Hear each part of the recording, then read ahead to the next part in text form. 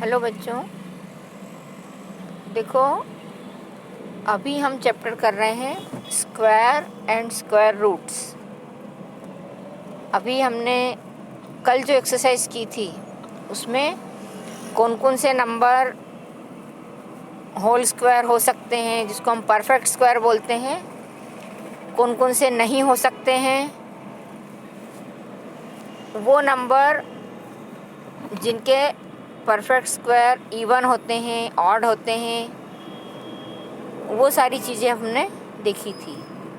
अब आज हम स्क्वायर करना सीख रहे हैं। स्क्वायर का मतलब आपको मालूम है कि जो भी संख्या है उसकी पावर 2, उसकी पावर 2 का मतलब है कि उस संख्या का उसी संख्या में मल्टीप्लाई या गुणा करना,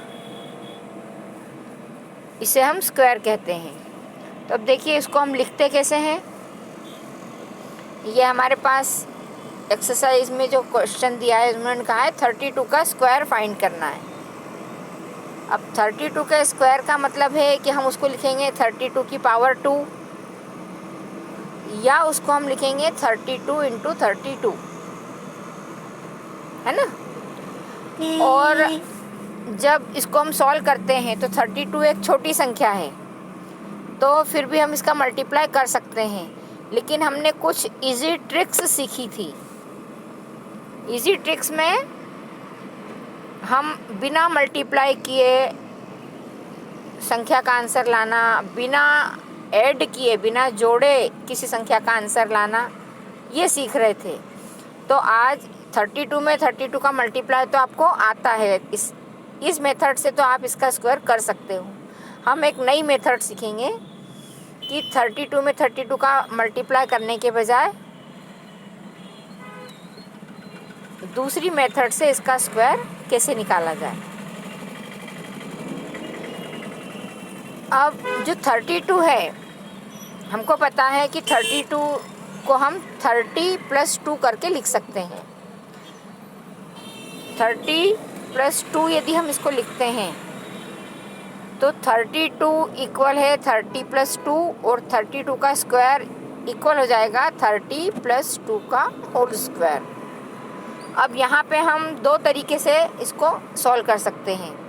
एक तो हम a + b का होल स्क्वायर खोलें, तो a + b का होल स्क्वायर का फार्मूला आपको मालूम है, a² + 2ab + b², जिसमें हम a 30 को माने और b 2 को माने, और इससे खोल के जो संख्याएं मिलेगी उनको ऐड कर दें। ये भी एक आसान तरीका हो सकता है। दूसरा तरीका यहाँ पे है कि इसका जो स्क्वायर है, तो जिस तरह से हम स्क्वायर को लिखते हैं कि इसी संख्या का इसी संख्या में मल्टीप्लाई, तो हमने 30 + 2 का 30 + 2 में मल्टीप्लाई इस तरह से लिखा। जब इन ब्रैकेट्स को हम खोलेंगे तो हम देखो यहाँ पे क्या कर रहे हैं, 30 + 2 एक ब्रैकेट, और दूसरे ब्रैकेट का जो 30 था, यहाँ पे जो हमारे पास ये दो ब्रैकेट थे, तो इस दूसरे वाले ब्रैकेट का 30 का हमने इस ब्रैकेट में मल्टीप्लाई कर दिया। उसके बाद ये वाला प्लस का साइन लगाया, और प्लस का साइन लगाने के बाद फिर से यही पहले वाला ब्रैकेट जो था 30 + 2 वाला, ये लिखा, और इसमें हमने 2 से मल्टीप्लाई किया। ये देखो 2 से मल्टीप्लाई किया, तो हमने लिखा है 30 + 2 इंटू 30 + 30 + 2 इंटू 2। इस तरह से हमने इसको लिख लिया।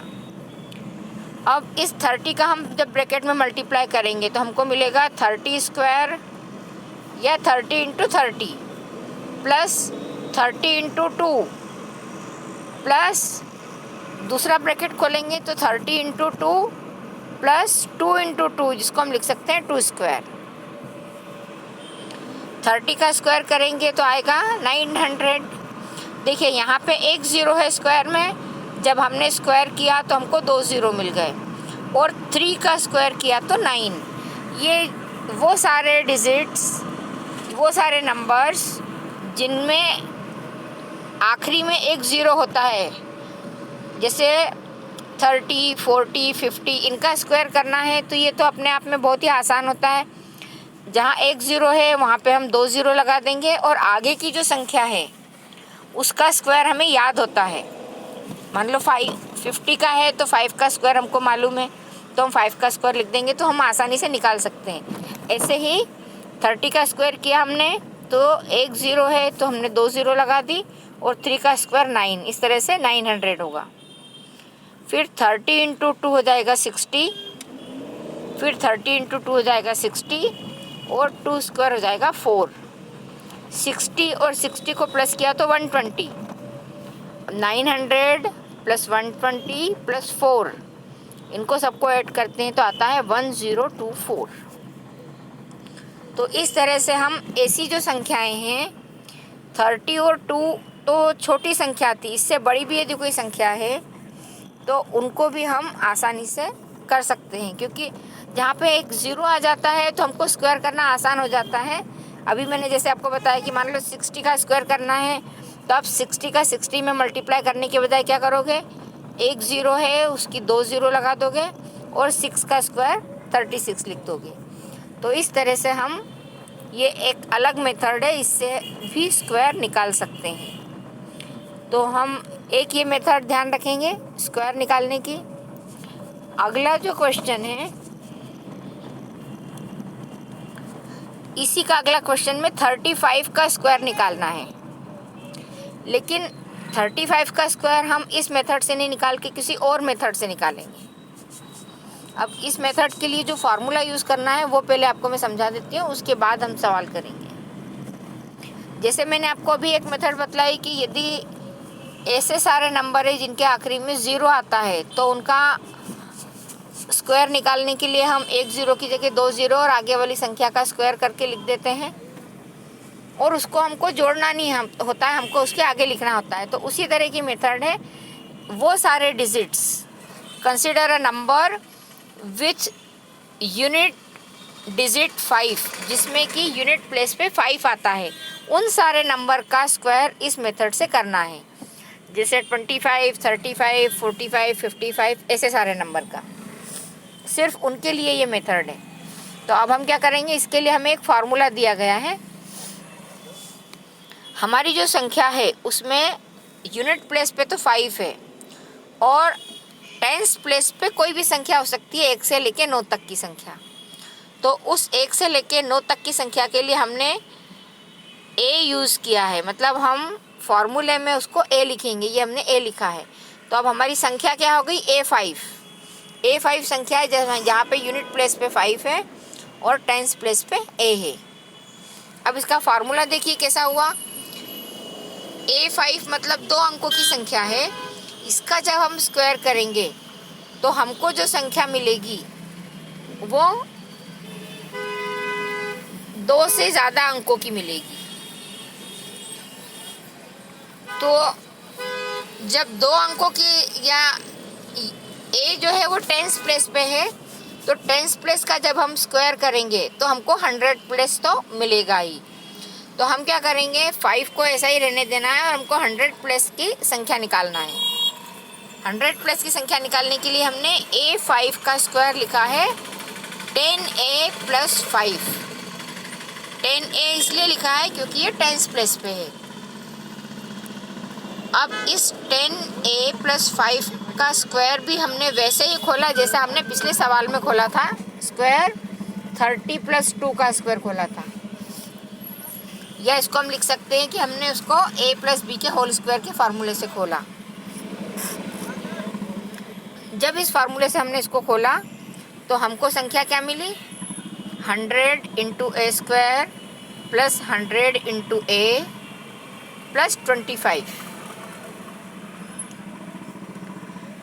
अब पीछे जो 25 है उसको वैसा ही रहने दिया, जो 2 संख्याएं जिनमें कि a है उसमें से हमने 100 और a कॉमन निकाला, तो हमको मिलेगा a प्लस 1 ब्रैकेट के अंदर। अब इस संख्या को हमने इस तरह से लिखा, a into A plus 1 100 plus 25, मतलब a प्लस 1 और उसमें 100 का मल्टीप्लाई है प्लस 25। इस फार्मूले का हमको यूज़ करना है। अब 35 का निकालने के लिए हम क्या करेंगे, 35 का जब हमें करना है तो ए हम किस संख्या को मानेंगे, जो हमारे पास 5 के साथ संख्या दे रखी है। 35 में ए होगा 3, तो हम क्या करेंगे, ए की जगह रखेंगे 3।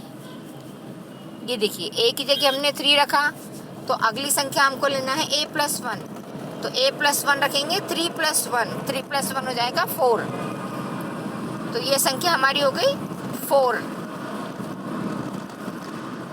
अब फार्मूले के according a into a+1 into 100s plus 25, तो हमने लिख दिया 3 इंटू 4 100s प्लस 25, 3 इंटू 4 हो जाएगा 12 100s प्लस 25, तो 12 100s को हम क्या लिखेंगे, 12 और 2 0, 100 के 2 0 लगा दिए, मतलब हमने क्या किया, 12 में 100 से मल्टीप्लाई कर दिया प्लस 25, और जब इसको हम हल करके लिखेंगे, जोड़ेंगे, तो ऐड करने पे हमको 25, 2 0 की जगह 25 आ जाएगा। तो ये ऐड करना और जोड़ना भी हमारे लिए आसान है। 0 में कोई संख्या जोड़ते हैं तो हम वही संख्या लिख सकते हैं। 1200 प्लस 25 हो जाएगा 1225। 35 का स्क्वायर आया है 1225। अब इसमें हमें मल्टीप्लाई भी नहीं करना पड़ा है, इसलिए ये भी एक अच्छी मेथड है। अब ऐसी सारी संख्याएं हम क्या करते हैं कि ऐसी सारी संख्याएं जिनको किसी न किसी ट्रिक से हम हल कर सकते हैं, उनको तो ट्रिक से हल करेंगे ताकि हमारा मल्टीप्लिकेशन करने की जो मेहनत है वो बचेगी। फिर ऐसी सारी संख्याएं जो बच जाएगी जिनके ऊपर कोई ट्रिक नहीं लगती है, तो उनको फिर हम जो मेथड होगी उस मेथड से हल करते हैं। अब आपका जो अगला क्वेश्चन है, अगले क्वेश्चन में फिर से हम एक नई ट्रिक सीखेंगे। क्वेश्चन नंबर 1 जो है, इसमें आपको 6-7 सवाल दिए हुए हैं। अब मैंने आपको 2 सवाल करवाए हैं, तो जो सारे जो सवाल हैं 2 अंकों वाली संख्याओं के हैं। जैसे हमने 32 का किया है, तो इसी तरह की 2 अंकों की संख्याएं हैं, उसको आपको जो पहली वाली मेथड मैंने बतलाई थी उस मेथड से करना है, 32 वाली मेथड से। और ऐसे सवाल जिनके लास्ट में 5 आता है, 2 अंकों वाली संख्या, और जिनमें यूनिट प्लेस पे 5 है, उनको सबको आपको सेकंड वाली जो मेथड बताई है इससे करना है। तो ये सारे क्वेश्चंस आप कर सकोगे, तो ये आपको करना है। यदि नहीं आता है तो आप मुझसे पूछेंगे।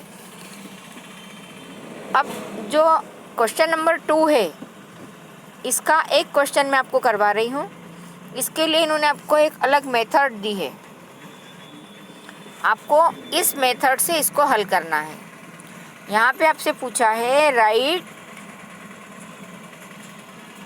पाइथागोरन ट्रिपलेट, मतलब आपको ट्रिपलेट निकालना है, 3 संख्याएं निकालना है।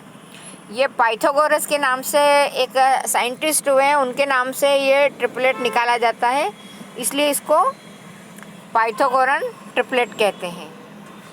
अब इसमें इन्होंने आपको 1 नंबर दे रखा है ट्रिपलेट में, और ट्रिपलेट का मतलब है कि 3 नंबर, तो आपको बाकी के 2 नंबर निकालना है।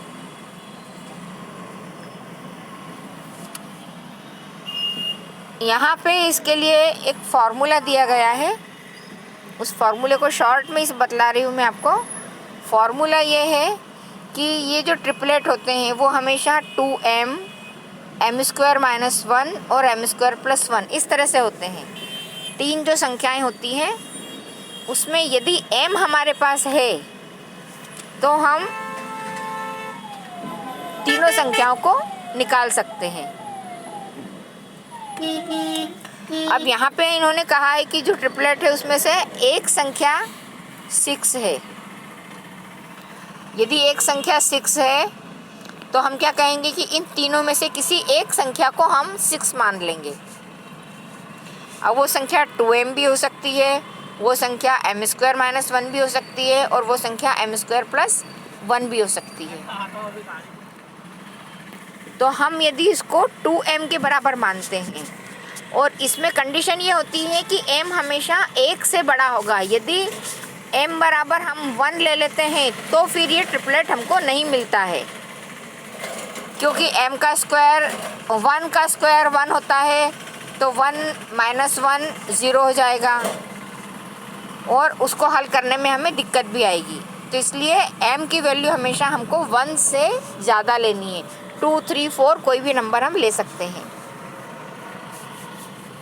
यहाँ पे हमको जो संख्याएं दी है 2m, m² - 1 और m² + 1, इसमें पहली संख्या 2m को हमने 6 के बराबर माना। 2m बराबर हमारा 6 है, तो m बराबर मिलेगा हमको 3। अब ये हमने कहाँ से निकाला है? ये हमको दिया गया है, गिवन है। अब बाकी की 2 संख्याएं हम निकालेंगे। इस ट्रिपलेट की दूसरी संख्या है m² - 1।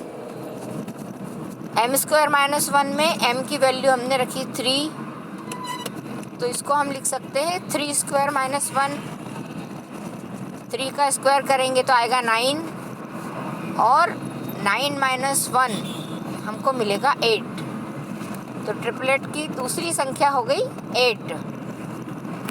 ट्रिपलेट की तीसरी संख्या है m² + 1। m की वैल्यू फिर से हम रखेंगे 3। m हमने जब 3 रखा तो 3² + 1, और 3² की वैल्यू हम रख सकते हैं 9। 9 + 1 इक्वल हो जाता है 10। तो इस तरह से हमको ये संख्या मिल गई है 10 और 8, और एक संख्या 6 आपको दे रखी थी। अब हमारे पास जो पाइथागोरियन ट्रिपलेट आया है वो संख्या क्या है? 6, 8 और 10। हमने जो फार्मूला दिया था उससे निकाल तो लिया इनको, लेकिन इस ट्रिपलेट की विशेषता क्या होती है वो हम देखते हैं। हालांकि क्वेश्चन में ये पूछा नहीं गया है, लेकिन आपको पता होना चाहिए इसलिए मैं बता रही हूँ। तो क्वेश्चन तो आपका यहाँ ख़त्म हो चुका है। जो ट्रिपलेट निकालना था 6, 8 और 10 हमने निकाल लिया है। इस ट्रिपलेट की विशेषता ये होती है, इन 3 संख्याओं को हम देखेंगे कि इनमें सबसे छोटी संख्या कौन सी है और सबसे बड़ी संख्या कौन सी है। जो सबसे बड़ी संख्या है उस सबसे बड़ी संख्या का स्क्वायर बाकी की 2 छोटी संख्याओं के स्क्वायर के बराबर होता है। आगे जाके आप इसको पाइथागोरस थ्योरम के नाम से भी पढ़ेंगे। पाइथागोरस थ्योरम यही होती है, यहाँ पे हमारे पास बड़ी संख्या है 10 और छोटी संख्या है 6 और 8। तो हमने क्या किया? 6 का स्क्वायर + 8 का स्क्वायर, दोनों छोटी संख्याओं का स्क्वायर इक्वल है बड़ी संख्या 10 का स्क्वायर। 6 का स्क्वायर किया हमने तो हमको मिलेगा 36। 8 का स्क्वायर किया तो हमको मिलेगा 64, और 10 का स्क्वायर किया तो मिलेगा 100। 36 और 64 को ऐड करते हैं हम तो हमको मिलता है 100, और ये दूसरी तरफ जो 100 है उसके बराबर है। इक्वल के साइन के दोनों तरफ यदि हमको एक जैसी संख्या मिलती है, बराबर संख्या मिलती है, तो हम कहेंगे कि हमने जो संख्या निकाली है वो सही है। तो एक तरह से ये हमारे उत्तर की जांच भी हो गई कि हमने जो निकाली है वो संख्या सही है।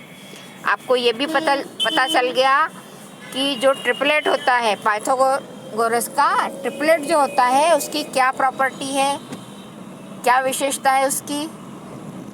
अब ये जो सवाल होते हैं इसमें कभी कभी कोई सवाल ऐसा भी आ जाता है कि जो सबसे छोटी संख्या है वो बताइए।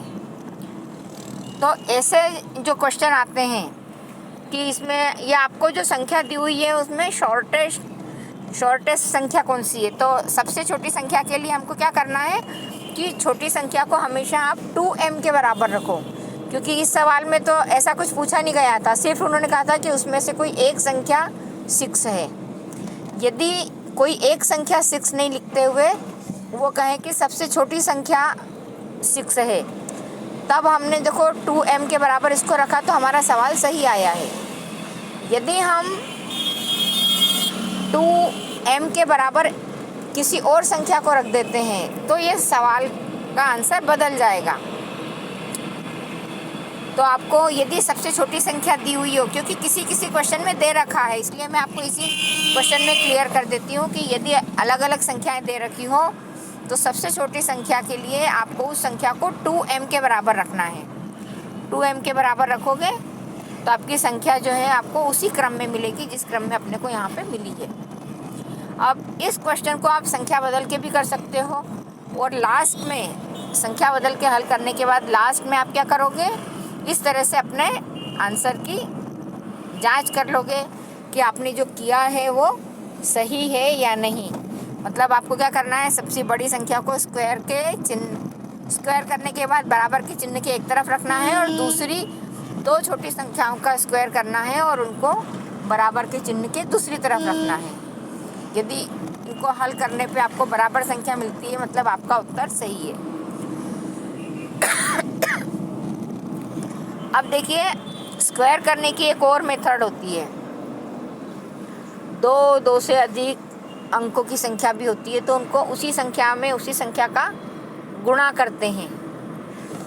गुणा करने की भी हम अलग अलग कई मेथड सीख चुके हैं, तो उन मेथड का यूज़ करके भी आपको स्क्वायर निकालना है। अब आप क्या करना कि जो सवाल आपको क्वेश्चन नंबर 1 में दिए हैं, इनको जो मेथड दे रखी है उस मेथड से तो करना ही है, वो तो एक अलग मेथड से हम कर रहे हैं। प्रैक्टिस के लिए उन सवालों को मल्टीप्लाई वाली जो मेथड है कि जो संख्या है उसका उसी संख्या में मल्टीप्लाई करना, मल्टीप्लाई वाली मेथड से भी करना और अपने उत्तर की जांच करना कि आप जो कर रहे हो वो आंसर सही आ रहा है कि नहीं। उससे हमको पता चल जाता है कि हमने जो विधि सीखी है वो विधि सही है या नहीं। यदि विधि सही नहीं होगी तो क्या होगा, आप जब सवाल करोगे तो आपके दोनों अलग अलग मेथड से किए हुए सवाल के आंसर बराबर नहीं आएंगे, अलग अलग आंसर आएंगे। यदि आंसर अलग आते हैं तो या तो आपके सवाल करने में कोई गलती हुई है या तो आपने जो मेथड यूज़ की है वो गलत है। यदि मेथड सही है तो आपको क्या करना है, उसको चेक करना है और सही आंसर लेके आना है। और इसी तरह से आप आगे के सवाल भी करते रहोगे। जो मैंने दूसरी एक्सरसाइज करवाई हैं उन सारी एक्सरसाइज के सवाल करना है और आपको अपनी कॉपी के फ़ोटो भेजना है। जिन लड़कियों ने अभी तक एग्ज़ाम की कॉपी नहीं दी, अभी तक लड़कियां रोज़ कॉपी ला के दे रही है, तो कई लड़कियों की कॉपियां अभी भी बाकी हैं। जिनकी कॉपियां बाकी हैं वो कॉपी ला के दो। एग्ज़ाम में आपको इन कॉपियों के आधार पर नंबर दिए जाएंगे आंतरिक मूल्यांकन के, क्योंकि इनके सबके नंबर आपकी परीक्षा में जुड़ते हैं। आपके जो असाइनमेंट हमने दिए थे 2 असाइनमेंट, उनकी कॉपियाँ भी चाहिए और क्वार्टरली एग्ज़ाम और हाफ ईयरली एग्ज़ाम की कॉपियाँ भी चाहिए। तो आप ये सारी कॉपियाँ जमा करवाओ स्कूल में आके और इन सवालों की अच्छे से प्रैक्टिस करो। यदि किसी को कोई दिक्कत आती है, कुछ पूछना हो तो आप पूछ सकते हो। ग्रुप पर ही, जो आपका मैथ्स का ग्रुप है उस ग्रुप में ही आप अपनी डिफ़िकल्टी डालो, पर्सनल अलग अलग डालने के बजाय। तो सबको, दूसरी लड़कियां जो नहीं पूछती है उनको भी लगे कि हाँ हमें कुछ पूछना चाहिए तो वो पूछे और आप सवाल करो। इस तरह से आपको सवाल करना है।